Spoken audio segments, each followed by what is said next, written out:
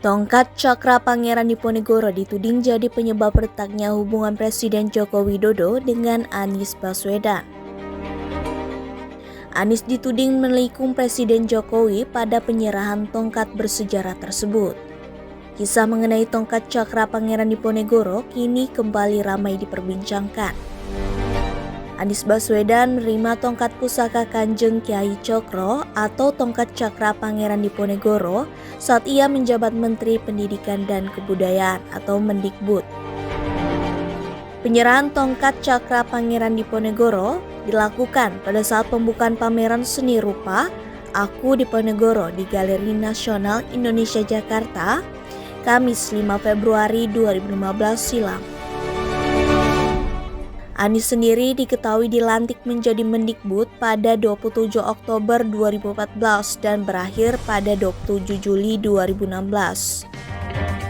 Anies menjelaskan penyerahan tongkat Cakra Pangeran Diponegoro berawal saat dirinya menerima kedatangan kedutaan Belanda dan menyampaikan bahwa tongkat Cakra Pangeran Diponegoro akan dikembalikan kepada Indonesia.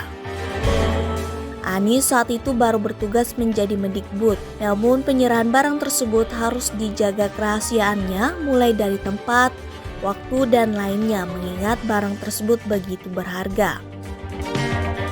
Terlebih, banyak orang yang mencoba memburu barang tak ternilai harganya itu. Setelah menerima perwakilan kedutaan Belanda, Anies pun kemudian melaporkannya kepada Presiden Jokowi.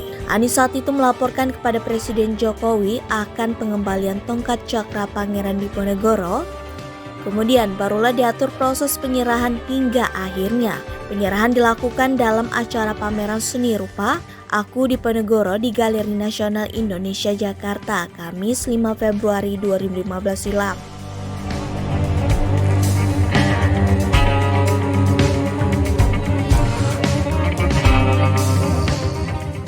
Menurut Anies Baswedan, awalnya Presiden Jokowi akan hadir dalam acara penyerahan tongkat Cakra Pangeran Diponegoro tersebut di Galeri Nasional. Namun 1 atau 2 hari sebelum penyerahan, Presiden Jokowi ternyata ada acara ke Filipina.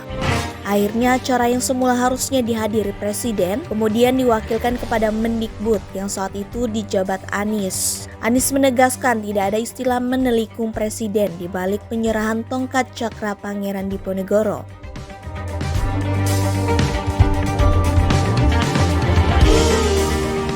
Sementara itu, ahli sejarah Diponegoro asal Inggris, Peter Carey, pada acara pameran seni rupa Aku Diponegoro di Galeri Nasional Indonesia Jakarta, Kamis 5 Februari 2015 silam mengungkap bila penyerahan tongkat Pangeran Diponegoro tersebut memang dirahasiakan.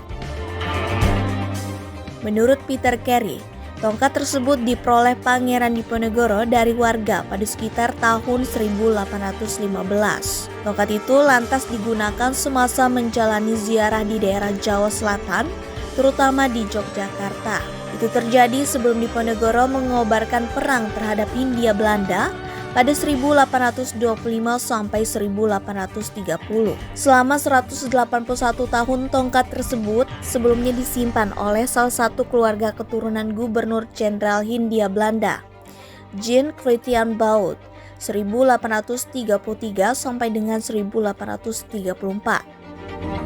Kemudian Michel Baut mewakili keluarga besar keturunan G.C. Baut menyerahkan pusaka tongkat ziarah Diponegoro kepada pemerintah Indonesia. G.C. Baut menerima tongkat ziarah Diponegoro yang juga disebut tongkat Kanjeng Kiai Cokro dari Pangeran Adipati Notoprojo.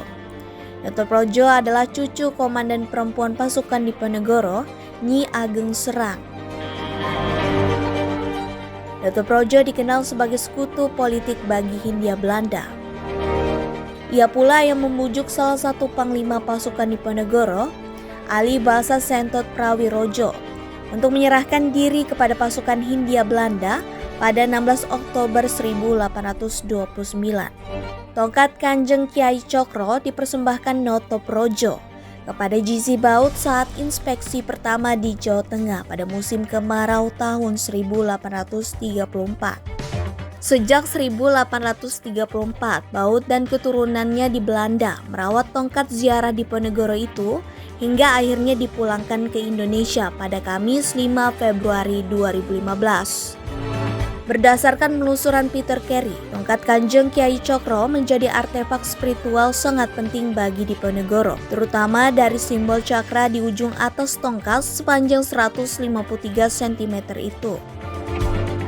Berdasarkan mitologi Jawa, cakra sering digambarkan digenggam Dewa Wisnu pada inkarnasinya yang ketujuh sebagai penguasa dunia. Diponegoro kemudian menganggap perjuangannya sebagai perang suci untuk mengembalikan tatanan moral ilahi demi terjaminnya kesejahteraan rakyat Jawa. Perang juga dianggap sebagai pemulihan keseimbangan masyarakat.